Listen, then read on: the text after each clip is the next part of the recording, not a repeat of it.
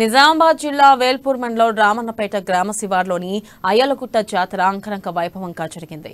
ఉదయం నుంచి గ్రామాలయం నుండి ఉత్సవ మూర్తులను మేళతాళాల మధ్య కొండ వద్దకు ఊరేగింపుగా తీసుకెళ్లారు. ప్రత్యేక పూజలు జరిపించి హోమంను, ధ్వజారోహణం, బలి ప్రదానం, గిరి ప్రదక్షిణం జరిపారు. ఇక గ్రామ అభివృద్ధి కమిటీ ఆధ్వర్యంలో అన్నదాన కార్యక్రమం నిర్వహించారు. ప్రతి సంవత్సరం పుష్యమాసంలో వచ్చే అమావాస్య రోజున ఉత్సవాలు జరుపుతామని బీఆర్ఎస్ నేత పురుషోత్తం రెడ్డి చెప్పారు.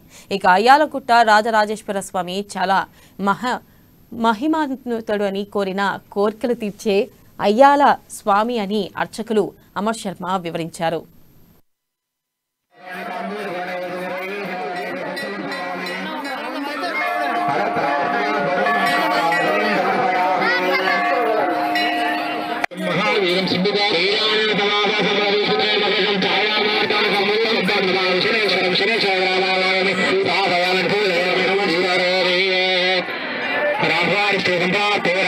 దాదాపు కొన్ని వేల సంవత్సరాలని చెప్తారు చరిత్రకారులు.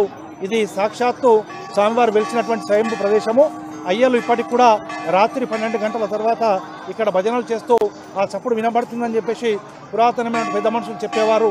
ఈ స్థల పురాణం మహిమాన్వితమైనటువంటిది. ఇట్టి క్షేత్రంలో ఉత్సవాలు ఈ పుష్యామావాస్య రోజున ఎందుకు జరుగుతాయంటే దీన్ని మాఘమాస అని అంటారు, కానీ ఇది పుష్యామావాస్య రోజు జరిగే ఉత్సవాలు. ఈ ఉత్సవాలకు మొదల్లో ఇవి ఇంత పెద్ద కార్యక్రమాలు అంటే ఏమీ లేవు. ఓన్లీ బలి, స్వామివారికి ఇంత పూజ ఉండేది. మరి క్రమేపీ ఇక్కడి వాతావరణము, ప్రజల్లో భక్తి మార్పుల వల్ల ఇప్పుడు స్వామివారి ఉదయం గ్రామాలయం నుంచి ఇక్కడి వరకు పల్లకిలో ఊరేగింపుగా తీసుకొచ్చి ఇక్కడ స్వామివారి వీరభద్రుల గద్దె పైన స్వామివారి ఉత్సవమూర్తులను ప్రతిష్ఠించి